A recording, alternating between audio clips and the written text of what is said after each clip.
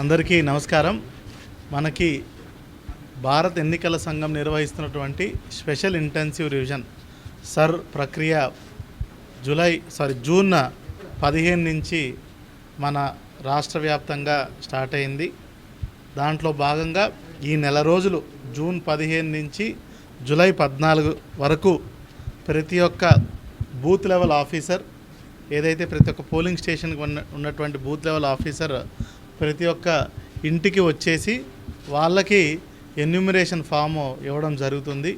ఈ నెల రోజుల్లో ఈ ఎన్యూమరేషన్ ఫామ్ని ఆ కన్సర్న్డ్ ఓటర్ ఎవరైతే ఉన్నాడో వాళ్ళు దాన్ని నింపి తిరిగి బిఎల్ఓకి ఇవ్వడం అన్న కానీ లేదంటే బిఎల్ఏల ద్వారా కూడా బిఎల్ఓకి అందజేసినా కానీ లేదంటే ఎవరన్నా ఇంటర్నెట్ బాగానే పరిచయం ఉన్న వాళ్ళు నేరుగా వాళ్ళే స్వయంగా అప్లోడ్ చేసుకునే విధానం కానీ ఈ 3 పద్ధతుల్లో ఏదో ఒక రూపాన ఏదైతే వాళ్ళు నింపినటువంటి ఎన్యూమరేషన్ ఫామ్ని తిరిగి ఇచ్చినట్టయితే వాళ్ళందరి ఓట్లు డ్రాఫ్ట్ నమూనా ఓటర్ లిస్టులో పెట్టడం జరుగుతుంది.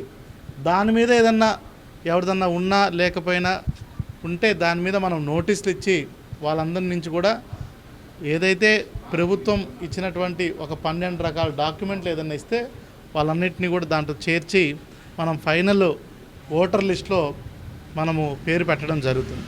దీంట్లో ఓటర్లు అందరూ గుర్తించాల్సింది ఏంటంటే ఎవరు ముందుగా ఎటువంటి ఆందోళన చెందాల్సిన అవసరం లేదు. ఈ ప్రక్రియని భారత ఎన్నికల సంఘం ఏదైతే 2002లో ఉన్నటువంటి అప్పుడు మనకు చివరిగా ఈ స్పెషల్ ఇంటెన్సివ్ రివిజన్ అనేది మన రాష్ట్రంలో జరిగింది.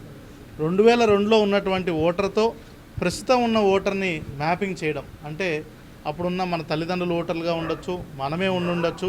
అప్పుడున్నటువంటి మన పోలింగ్ బూత్ అదేవిధంగా ఎపిక్ కార్డ్ అంటే ఓటర్ ఐడి కార్డ్ నెంబర్ ఇచ్చినట్టయితే ఇప్పుడున్న ఓటర్ లిస్టుతో దాన్ని మనము సంధానం చేసి తద్వారా మనకు ఒక ప్యూరిఫైడ్ ఎలక్టరల్ రోల్ వచ్చే విధంగా అంటే తప్పులు తడకలేనటువంటి ఓటర్ లిస్ట్ వచ్చే విధంగా చర్యలు తీసుకుంటున్నాం. దీంట్లో భాగంగానే ఎవరన్నా ఇన్ఎలిజిబుల్ ఓటర్స్ ఉంటే వాళ్ళని తొలగించడం అంటే ఎవరన్నా ఇక్కడ ఆబ్సెంట్ షిఫ్ట్ డెత్ అంటారు చనిపోయిన వాళ్ళు కానీ ఇక్కడి నుంచి వెళ్ళిపోయి వేరే చోట సెటిల్ అయ్యి అక్కడ ఓటు ఉన్నటువంటి వాళ్ళని కానీ అదేవిధంగా అక్కడ అసలు ఇక్కడ లేకపోవడం అట్లాంటి వాళ్ళని అందరినీ కూడా మనము ప్యూరిఫై చేయటం. అదేవిధంగా కొత్త ఓటర్లు ఎవరైనా ఉంటే 18 ఏళ్ళు నిండిన వాళ్ళు వాళ్ళవి తీసుకోవడం. అదేవిధంగా వేరే ఊర్లో ఇంతకుముందు ఓటు ఉండి ఇప్పుడు ఈ ఊర్లో ఓటు కావాల్సిన వాళ్ళు ఉంటారు పెళ్ళి వాళ్ళనో మిగతా కారణాల వలన వాళ్ళని కూడా ఏ ఊరికి ఆ ఊరు ఏ పోలింగ్ స్టేషన్కి ఆ పోలింగ్ స్టేషన్ వాళ్ళు కోరుకున్నటువంటి దాంట్లో పెట్టడం ఈ ప్రక్రియ అంతా చేయడం జరుగుతుంది. అదేవిధంగా ప్రజలందరికీ విజ్ఞప్తి ఏంటంటే మీ అందరికీ ఒకే చోట ఓటు ఉండాల్సిన పరిస్థితి ఉంది. ఎవరన్నా కావాల్సి 2 చోట్ల ఓటు చేయించుకుంటున్నట్టయితే అది చట్టరీత్యా నేరం, అది క్రిమినల్ కేసు కింద కూడా పరిగణించబడుతుంది. ఈ పూర్తి ఎక్సర్సైజ్లో అంతా కూడా ట్రాన్స్పరెంట్గా అన్ని పొలిటికల్ పార్టీస్తో ఇప్పుడు నేను కూడా ఇంటింటికి వెళ్ళినప్పుడు వివిధ రాజకీయ పార్టీల వాళ్ళతో కలిసి చేశాము. చాలా సింపుల్ ఎక్సర్సైజ్, ఎక్కడ ఎటువంటి డౌట్లు లేకుండా చాలా పారదర్శకంగా కూడా చేసే ప్రక్రియ ఇది.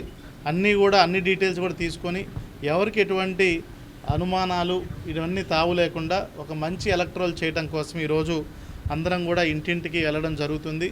ఎటువంటి డౌట్లు ఉన్నా బిఎల్ఓని సంప్రదించవచ్చు, లేదంటే AERO assistant electoral register officer అంటే తహసీల్దార్నే ఏఈఆర్ఓ అంటాం, వాళ్ళని సంప్రదించవచ్చు. లేదంటే మనకి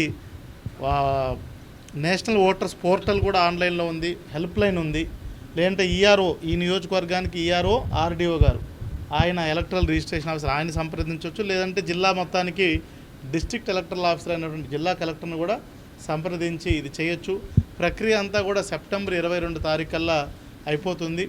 ఎటువంటి పరిస్థితిలో కూడా ఒక మంచి ఓటర్ రోలు తయారు చేసే విధంగా కూడా జిల్లా యంత్రాంగం చర్యలు తీసుకుంటుంది అనేది కూడా మీ ద్వారా తెలియజేస్తాం.